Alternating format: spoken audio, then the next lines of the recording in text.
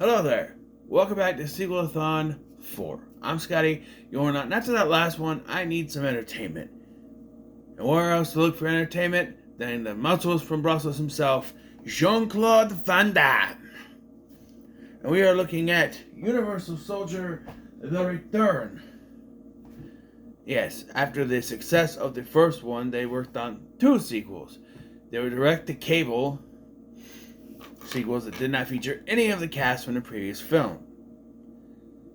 And they were supposed to be pilots for a TV show that never happened. So in 1999, we got Universal Soldier The Return, which ignored those first 2. That's right. The movie stars Jean-Claude Van Damme returning as Luc Devereaux, who is no longer a Unisol. No, he's human now. We'll talk about that in a minute. And now he's on a mission to stop an AI. Yeah, look at that. AI is bad. And people keep call it Seth from what else? Taking over the world. Of course. In not so many words, but you know. So yeah. This movie takes place 15 years after the events of the first film, which would put it in 2008. No, after that. 2007? It was 1992 was the first one. 10 years is 2002. So yeah, it puts it in 2007. Even though all the computers say 1999. So I don't know.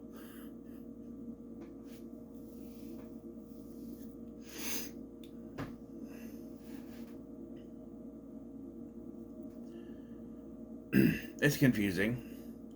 Luc Devereaux is out on what appears to be a mission with his partner Maggie. Maggie is kidnapped by Goldberg. Don't disrespect legends, or I'll get you. Yes, Goldberg, who is playing Romeo, a Unisol, who kidnaps her and ties her to a tree, because you don't see that nowadays anymore. People getting tied to trees. What's next? Railroad tracks. He rips open her jacket to show her bahubes, because TNA. I don't know. This is all going to be even more ridiculous once the scene ends. But Devereaux shows up to fight him, but is attacked by a bunch of the Unisols, held down in a puddle and about to die, before Maggie starts screaming to someone named Seth to shut it down. This turns out to be the AI in control of the Unisols. And it's revealed that this has been a training exercise. What the hell kind of training exercise was that?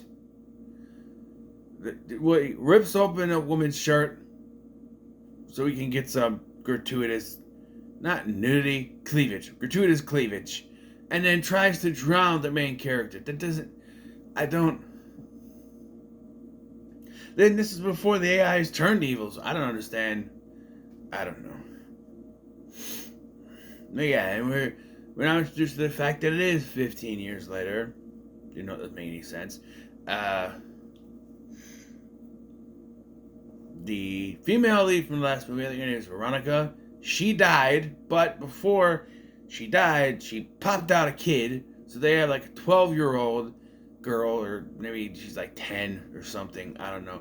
I think she's the girl from Charmed, who was the niece of the neighbor who lived next door, that Piper had a thing for, but they didn't have enough to write for her, so she disappeared halfway through the season. I think it's her.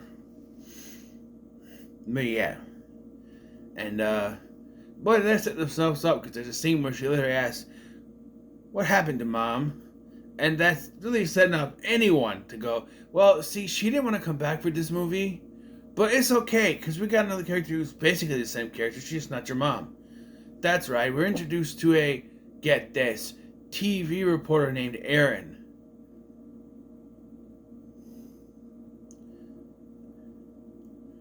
Yeah. It's literally the same character with a different name. She's doing the same thing she's trying to do last time, trying to cover the Unisols, but yeah, she gets dragged into this when Seth overhears Van Damme talking to the general about how they're going to shut down the Unisol problem because they can't be project because they can't be trusted because one of them goes nuts. And I mentioned Luke is not a Unisol anymore, which makes no sense because he was dead. Luke is from 1969. They preserved his body and made him a Unisol in what was supposed to be 1992. Right? He was dead. A dead body. So they took all the machinery out of his body that was keeping him alive, and he's still alive. Not only that, he's able to make children. I don't know. I don't know. I don't know how this works at all. I'm just saying. Seth over here has been saying they're going to shut it down, so he decides to program all the other Unisols to attack, which they don't do anything till the next morning anyway. And everything goes to shit. With Van Damme and Aaron barely getting out of there, the daughter is hurt, so Maggie takes her to the hospital. We checked on while Devereaux and Aaron go on a mission to try to hack into the computers. But they have to go to some random terminal at a strip club because we need more boobs for this movie. Yeah, we need more boobs for this movie. By the way, on the way there, we get some cleavage from Aaron. Because, I don't know. It's like he wanted these actresses to have a nude scenes, but they wouldn't do it. So cleavage is all we could get from them. I don't know. So we go to the strip club where you have some naked women dancing around on poles. Very tasteful. And then one of the strippers offers Aaron a lap dance. Which, this is 1999. And they were doing it then. But if this was done in the movie now, people would call it out for being woke. I'm just saying, people are flipping out about something like this that would happen in a movie now. But it's happened in movies before. So it is shoosh. Okay. She's put up by this. She's like, you're not my type. I'm with someone. A man.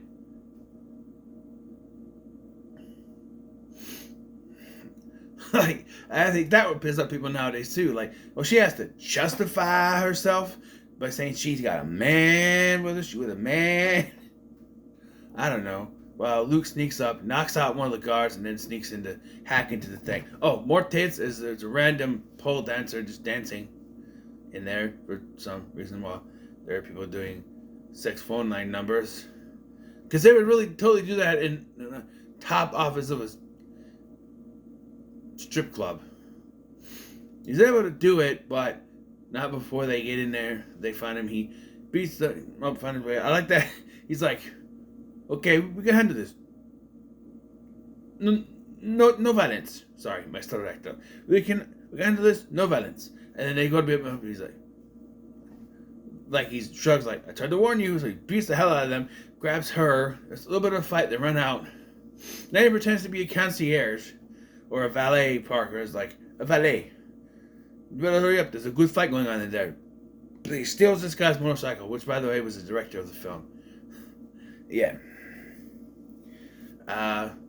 Seth finds out where the daughter is and has Romeo go after him.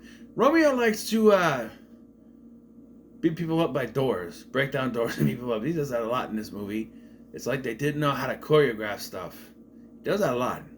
At one point, they're self-aware because at one point they had the locked door, and he's just kind of hitting it until he breaks through the wall. Break the wall down. That's Jericho, not Goldberg. He hits his head on the wall and it bleeds from it. Don't disrespect legends. Spear, jackhammer, bam, you're dead. You're done. Boom. He would be Santa Claus later.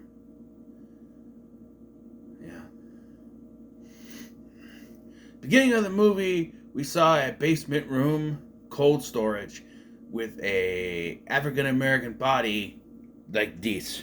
That is Michael J. White, who voices Seth.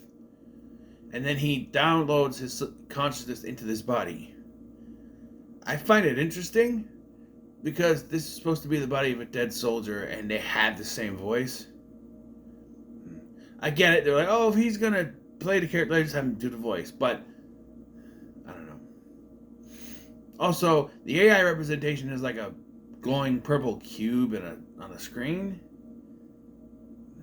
Weird. Now he's all decked out in the finest black spandex. Because, yeah.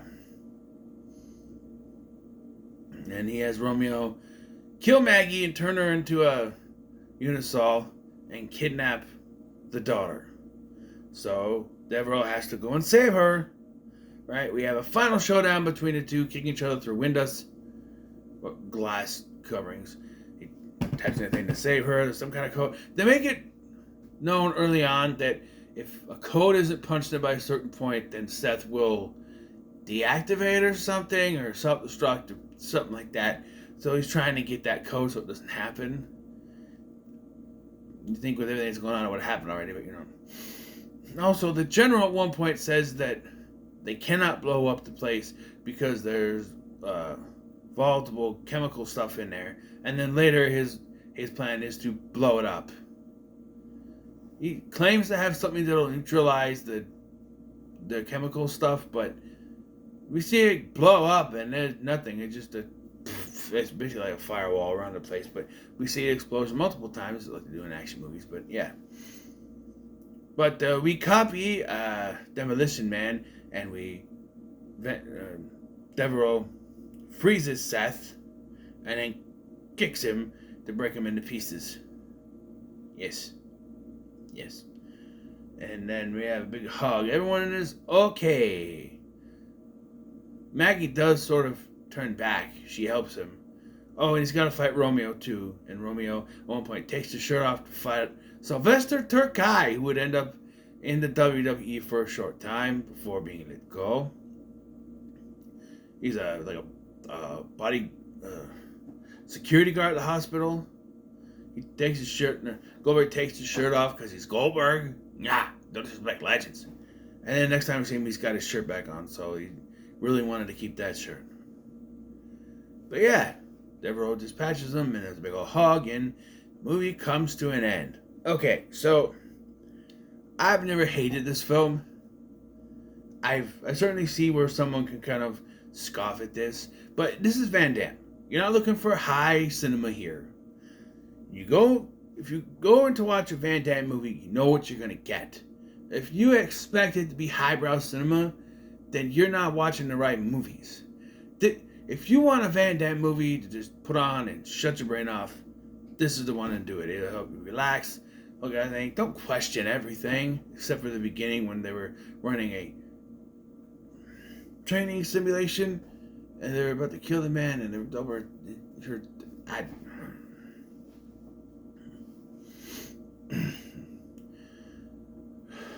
Before the first time I watched this, I was under the impression that Drago, what's his name? Dolph Lundgren was in this one, but he's not. That's the next one. He's in Regeneration. I know that. He's not in this one. And if you're wondering how does Regeneration connect to this one, it doesn't, because this bombed in the box office. Yeah, so they said, well, this is not canon anymore, and eventually they released Universal Soldier Regeneration, and then Day of Reckoning, which breaks my mind. Don't worry about them, because we're not going to do them in Sequel-A-Thon. I will do them eventually, but not now, because I needed more room for other movies. So, I figured I'd just do this one. This is a long time coming. I was going to do all the Universal Soldiers in a row at one point, and then just did the first one. Didn't do anymore.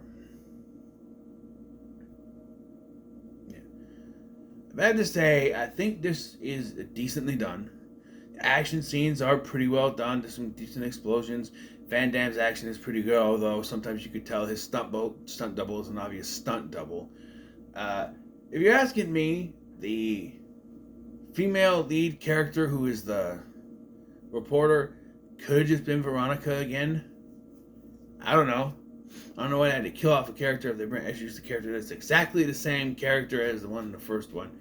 And boy, in the 15 years since the first one, Lucas really got acclimated to the way the humans are now. Because remember the first one, he didn't even understand the concept of paying for your food. Yeah, now he's A-okay now. The 15-year time jump confuses me. Why couldn't it just be 8 years? Because they wanted the daughter to be older? I guess. Right, so he would have been 7 years, not 8 years, 7. And again, it is contradictory because it say 15 years later, but when Van Damme's on the computers at the strip club, all the dates say 1999. And the technology is very 1999 or late 90s. They even reference dial-up. This is how dated it is. And I understand they didn't know what internet is going to be, but when you got movies like Terminator, where the technology is undetermined, it's a mystery. You just go by that, like, oh, we just have the technology now. Look at Back to the Future Part 2. They threw in flying cars, even though it probably wouldn't be practical. And still isn't. It's past 2015, and we don't have flying cars. They're working on it. We don't got it. But they threw that in because it's futuristic. So this is supposed to be in a futuristic 2007. Why not have just internet that works? I did have to question some of the things, like why did they have to go? Why of all places to look up internet, a strip club? I think somebody wanted some TNA, like I said. You want TNA? Call Jeff Jarrett. But anyway, that's not what I mean. That's not, you know what I mean. Slap nuts. No. But yeah, I think it's a fun action film. I think it works. I wouldn't say it's a great movie. I wouldn't say it's good. It's decent. I'm gonna give it a middle of the road. I've never hated this movie like most other people do. They just, kind of shit all over this movie, and I don't get it.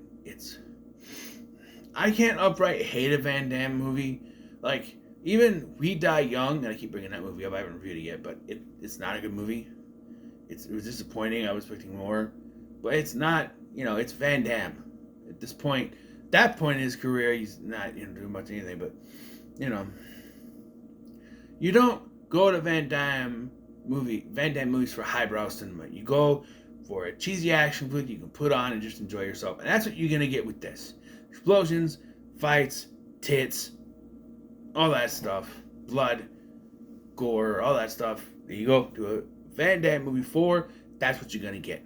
And I think if you go with that mindset, you'll have a pretty good time. So it's a middle of the road for me. But what are your thoughts on Universal Soldier: The Return? In the comments, be sure to like, share, and subscribe. Thanks for watching. I'm Scotty, and I'll see you in the next one.